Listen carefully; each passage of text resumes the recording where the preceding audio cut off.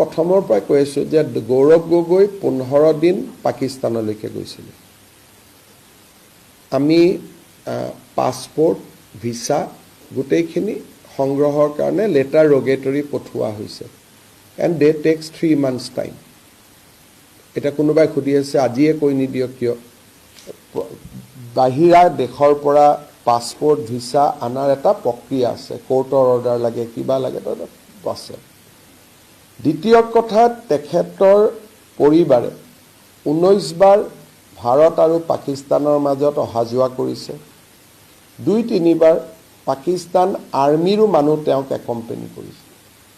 আমি এতিয়া গৌৰৱ গগৈৰ পত্নী, তাৰো মইতো ক'লে নহ'ব, আপোনালোকেতো সুধিব যে পেছেঞ্জাৰ লিষ্টখন ক'ত। গতিকে সেইখিনিও সংগ্ৰহ কৰি থকা হৈছে আৰু আমাক এজেঞ্চিসকলে সহায় কৰিছে, আমি পাই যাম। ছেকেণ্ড, তেওঁ আগত পাকিস্তানত চাকৰি কৰিছিলে, দিল্লীলৈকে আহিল, দিল্লীত এটা NGOত চাকৰি কৰিলে, কিন্তু দৰমহাটো পাকিস্তানে দি থাকিলে।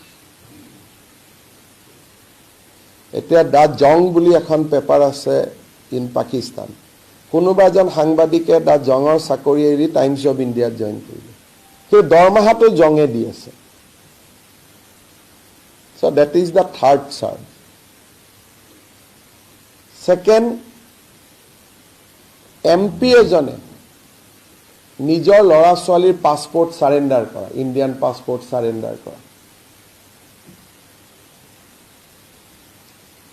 মোৰ লগত আছে ইণ্ডিয়ান পাছপোৰ্ট আৰু মই 2021 চনত সাৰেণ্ডাৰ কৰিছোঁ আৰু চহী মাৰিছোঁ মই নিজেই, পৰিবাৰেও চহী মাৰা নাই, MP জনে চহী মাৰিছে।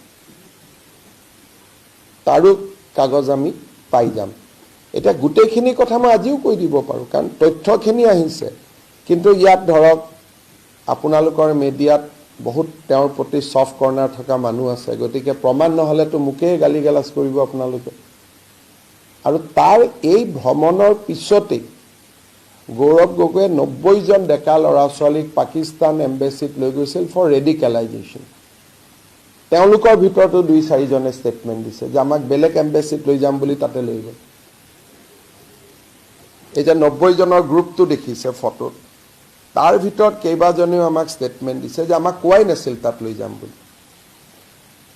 তাৰপিছত পাৰ্লিয়ামেণ্টত pro' Pakistani question. So' it is a চুকুৰ আলিতকৈ ডাঙৰ অভিযোগ। গতিকে চুকুৰ আলিক যদি এৰেষ্ট হয়, বাকীও এৰেষ্ট হয় যদি তথ্যবিলাক ঠিক ঠাক থাকে, কাৰণ পাকিস্তানৰ লগতো কম্প্ৰমাইজ নহ'ব। এতিয়া কোনোবাই কৈছে পাকিস্তান যোৱাটো অপৰাধ নেকি? চ' এই কথাটো মই ৰাহুল গান্ধীৰ মুখৰ পৰা শুনিব খুজিম